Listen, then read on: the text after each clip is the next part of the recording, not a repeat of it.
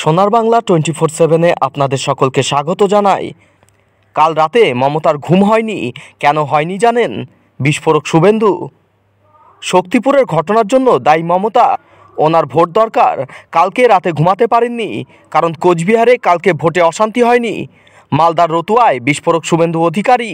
মুখ্যমন্ত্রী গাজল থেকে বললেন রামনবমীতে ওরা হিংসা ছড়িয়েছে, কোট আনকোট, কি বলবেন? ওরা মানে কারা? হিন্দুরা।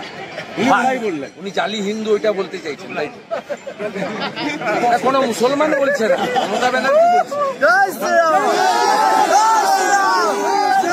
ওনার ভোট দরকার। উনি খুব কালকে রাত্রিবেলা ঘুমাতে পারেননি, কারণ গতকাল কোচবিহার থেকে লাশ পাওয়া যায়। এবারে শীতলকুচি থেকে কয়েকটা লাশ পেয়েছিলেন।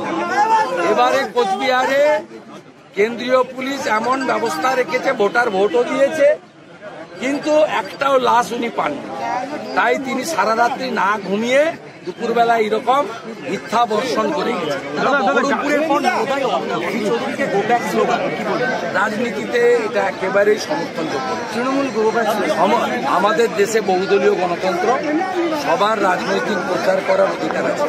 যেভাবে খগেন মুর্মুকে আইসি হবিবপুর গতকাল 1.5 ঘন্টা রাস্তায় আটকে রেখেছিল, যেভাবে সুবিধা পোর্টালে আবেদন করা সত্ত্বেও আমাদেরকে পারমিশন থেকে আটকানো হচ্ছে, বিশেষ করে বিজেপির যে ঘাঁটি ওল্ড মালদা, গাজল, হবিবপুর, বামনগোলাতে।